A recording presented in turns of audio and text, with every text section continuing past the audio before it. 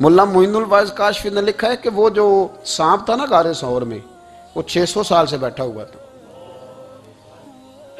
حضرت عیسیٰ علیہ السلام ایک دن پڑھ رہے تھے انجیل، تو آپ نے نبی پاک کا تذکرہ پڑھا، اس سانپ نے سن لیا، تو حضرت عیسیٰ سے کہنے لگا حضور یہ بتائیں کہ وہ نبی پاک ملیں گے کہاں؟ تو حضرت عیسیٰ فرمانے لگے کہ مکے میں آئیں گے اور مدینے میں رہیں گے۔ تو کہا ملاقات کیسے ہو سکتی ہے؟ فرمایا چلا جا مکے۔ تو وہ سانپ 600 سال غار ثور میں، اس نے 70 جگہ پہ سوراخ کیے۔ کتنے سال؟ کتنے سال بیٹھا رہا؟ بول کے بتائیے۔ آپ 6 گھنٹے بیٹھ کے دکھائیں، سوال ہی نہیں پیدا ہوتا۔ ہم بڑے کمزور ہو گئے، ہمارے لیے معاملہ بڑا اور طرح کا ہے۔ ہماری مرضی کا کوئی بات کرے تو ہم اس سے راضی ہیں، انتظار کرنا اور یہ سارے کام کرنا یہ تو بڑا مشکل معاملہ ہے، یہ تو بڑی عجیب سی کیفیت ہے۔ میرے صاحب رحمۃ اللہ تعالیٰ نے 2015 میں کراچی تشریف لائے، میں اپنے ایک سنگی کو لے کے پہنچ گیا، چھوٹا موٹا مولوی میں بھی ہوں۔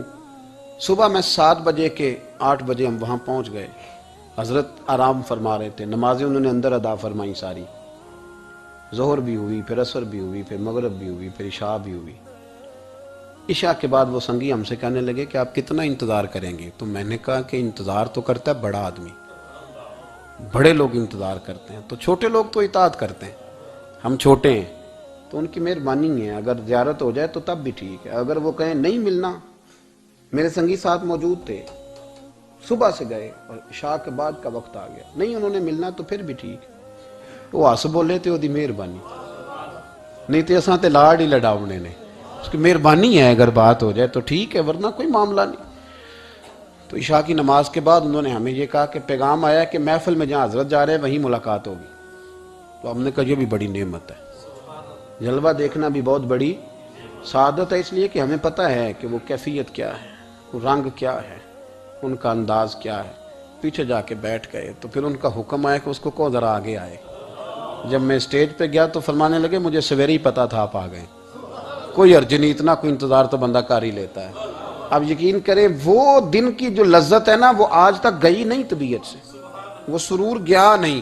کبھی کبھی سوچتا ہوں کہ اس سے ڈبل بھی انتظار کبھی ہو جائے پر ایک دفعہ زیارت پھر نصیب ہو جائے، کبھی کبھی یہ سوچتا ہوں۔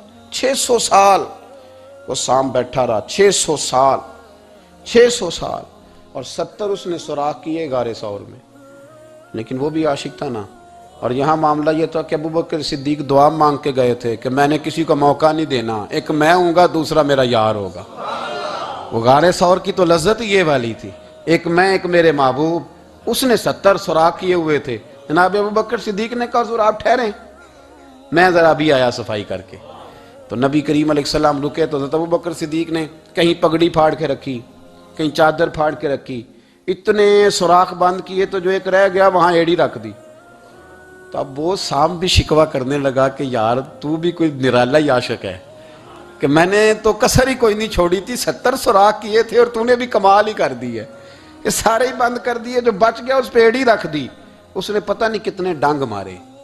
سام کا جب ڈنگ لگتا ہے تو وجود میں بہت زیادہ گرمی پیدا ہوتی، گرمی۔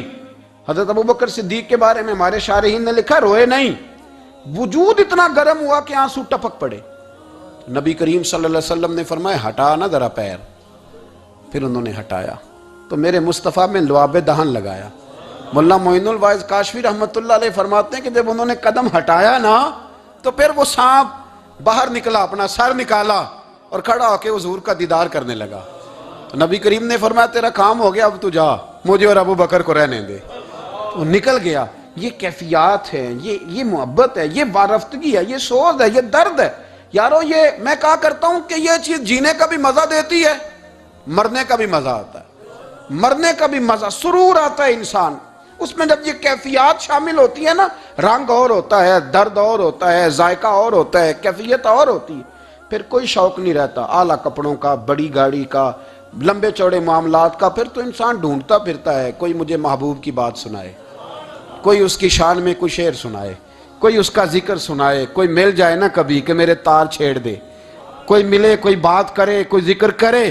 پھر انسان ڈھونڈتا پھرتا ہے ان لفظوں کو، ان لوگوں کو جو پکڑ کے دروازہ رسول صلی اللہ علیہ وسلم کی بارگاہ تک لے جائیں۔